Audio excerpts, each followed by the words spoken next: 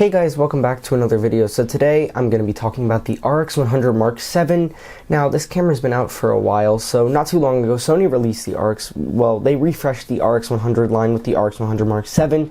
This promises to be the most cutting-edge point-and-shoot camera so far today, giving it features that we have seen in their top-end full-frame mirrorless cameras like the A7, the A9, so on and so forth. And so it does some fantastic features, but then again, it's also lacking a few key things we all have been hoping for that they abandoned since their Mark V.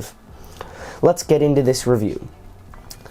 I recently got this camera and it's overall been pretty good, and so it has some things that I have to question. Okay, so let's throw this camera up as the A-cam for the rest of the video. Okay, so I'm back on the GH5 just because I wanted to switch back to this, just because I just personally am so used to using this overall, not very used to using this, and it's very small actually. But what I really like about the RX100 Mark VII is the flip up screen.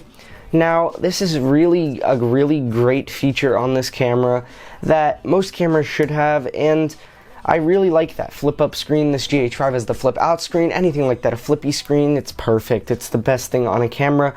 That's why I love these point and shoot cameras, because they have these flip up screens. That's why I also like the Sony a6600, but I wish they had made that a flip out screen, because you can't use the mic on top, cold shoot mount to mount a mic.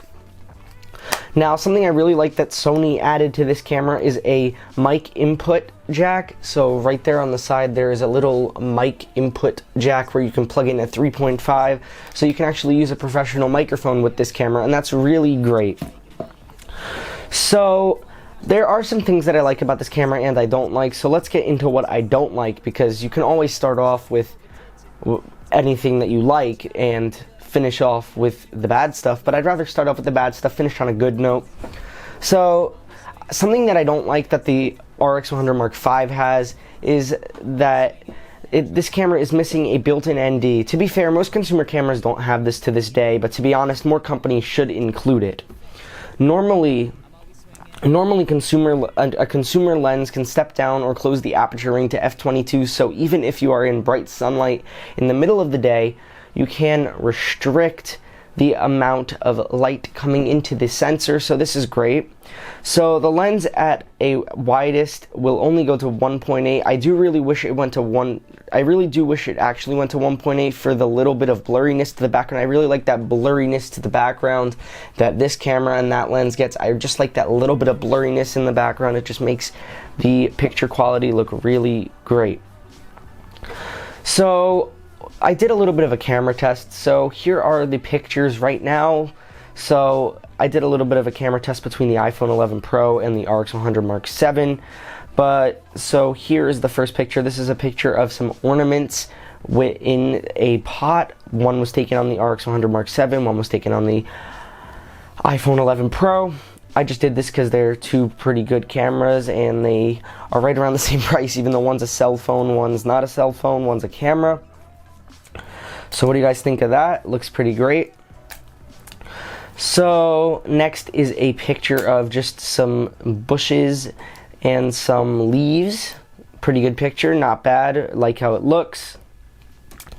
Next picture is some, like, I don't know how to explain this, but some like holiday decorations on top of a railing. Looks pretty great. Don't necessarily hate these pictures, pretty good. So that was pretty much it for my little camera test. So back into some of the features of this camera. So they actually have a viewfinder.